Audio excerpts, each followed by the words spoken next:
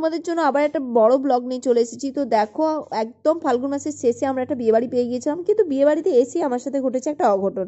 কি হয়েছে না, আমার কানের গুলো খুলে পড়ে গেছে। তো যাই হোক, তারপরে ভেবেছিলাম একটু কনের কাছে যাব, কনের কাছে গিয়ে একটু ছবি টবি তুলবো, কিন্তু না, সেখানেও প্রচণ্ড ভিড়, তাই সেখান থেকে চলে এলাম। এসে এখানে হচ্ছে খাবারের লাইনে দাঁড়িয়েছিলাম। এখানে স্ন্যাক্স ছিল তোমার চিকেন ললিপপ আর মাশরুম পকোড়া, তো সেগুলোই নিয়ে নিলাম। তো দেখো এখানে সবাই মিলে এখন খাওয়া দাওয়া করে নিয়েছি। তারপর যেহেতু কনে যাত্রী এসে গেছিলো, তাই সবাই বললো চল আগে খেয়ে নিই। তাই দেখো চলেও এসেছি বিয়ে বাড়িতে, আর এখন খেতে বসে গেছি। আর কার বিয়ে সেটা তো দেখতেই পাচ্ছ, এখানে বর আর বউয়ের নাম সৌরভ আর মৌপিয়া। তো ওদের বিয়েতেই এখন আমরা খেতে বসে গেছি। আর মেনুটা তোমরা একটু ভিডিওটা পজ করে দেখে নাও। প্রথমেই দেখো প্রন গোল্ডেন ফ্রাই। সত্যি কথা বলবো, প্রন গোল্ডেন ফ্রাই দেখে না আমি ভীষণই আশাহত হয়েছিলাম যে এই কীরকম ধরনের প্রন গোল্ডেন ফ্রাই। সত্যি ভাই দেখে প্রচণ্ড বড়, এত পরিমাণে ছোট ছিল না এটা দেখে, মানে আমার সত্যি ভীষণ খারাপ লাগছিল। দেখো মানে শুরু হতে হতে নাই শেষ। তারপরে এসেছিলো নানের সঙ্গে ছিল চিকেন কষা আর পনিরের একটা আইটেম ছিল।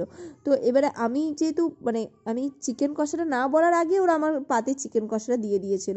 তোমরা দেখো এখানেই দিয়ে দেবে চিকেন কষাটা, আবার তারপরে আমাকে আবার পনিরও দিয়েছে, কিন্তু আমি জাস্ট না বলতে গেছি আর আমাকে চিকেন কষাটা দিয়ে দিয়েছে। দেখো চিকেন কষা আমার পাতে দিয়ে দিয়েছে।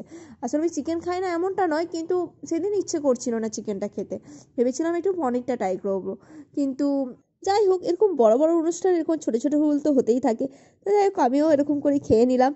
পনির দিয়েই আমি নানটা খেয়ে ফেললাম। পনিরটা কিন্তু ভালোই করেছিল। তারপর একটু কাকুর সাথে কথা বলছিলাম, সবার সাথে আমি জিমা কাকু এরা সবাই মিলে বসেছিলাম, যেহেতু সবার সাথে খেতে খেতে একটু কথা বলে নিলাম। তোমরা এখানে লক্ষ্য করেছো কিনা জানি না, প্রথমে যখন আমি খাবার খাচ্ছিলাম ওখানে স্টলে, তখন কিন্তু আমার কানের ছিল না, বাট এখন যখন আমি খেতে বসেছি আমার কানে কিন্তু কানের আছে। আসলে আমার পুষগুলো হারিয়ে গিয়েছিল, তারপরে এক কাকিমা পুষগুলো দেয়, তো সেটা নিয়ে আমি কানেরটা আবার পরে নিই। তারপরে এখানে দেখো এখানে ওরা একটা ইউনিক আইটেম রেখেছে, সেটা হলো মাটির খড়া মানে সরাই করে খাসির মাংস। তো এটা না সত্যি খুব ইউনিক ছিল, বাট কাঁচের প্লেটের সঙ্গে না এটা ঠিক যাচ্ছিল না, আমার এটা মনে হয়েছে পার্সোনালি। তো জিনিসটা খুব ভালো একটা চিন্তা ভাবনা করেছে, এটাও খুব ভালো লাগছিল। দেখো এখানে মাটির সরাইতে চলে এলো খাসির মাংস, আমার ওপাশে কাকিমার মানে প্লেটে পড়ে গেছে, আর আমারও এখানে মাটির বাটিতে দিয়ে দিল।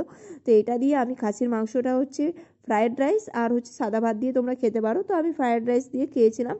তো এখানে ফ্রায়েড রাইসটা দিয়ে খাচ্ছিলাম, কিন্তু তারপরে না আর কোনো ভিডিও করতে পারিনি। এরপরে চাটনি, পাঁপড়, মিষ্টি, সন্দেশ যা যা থাকে সব আইটেমগুলোই কিন্তু আমি খেয়েছিলাম। এখানে আমার অন্তরাত্মা আমাকে বললো যে এইবারে হচ্ছে খাওয়া দাওয়ায় মনোনিবেশ করা উচিত, তাই আমিও সেটাই করলাম। তারপরে এই যে খাওয়া দাওয়া করে নেমে চলে এসেছি, এখানে দেখছি বাচ্চারা জমিয়ে নাচ গান করছে। তো তারপর তোমাদেরকেও একটু দেখিয়ে দিলাম এখানকার হলটা কীরকম কী ডেকোরেশন করেছে, আর এটা আমার বাড়ি থেকে খুব সামনে। তারপর এই যে দেখো সবারই হাতে বোতল রয়েছে, আইসক্রিম রয়েছে, কারণ সবাই এইগুলো খাচ্ছিল আর কি, মানে সবাই খাওয়া দাওয়া করে নিচে নেমে এসে ডান্স করছে বাচ্চারা। তো চলো বন্ধুরা, আজকের মতো ভিডিওটা এই পর্যন্তই। আর আমিও যে ভিডিওটা এর পরে শুট করেছি সেটা টাটা।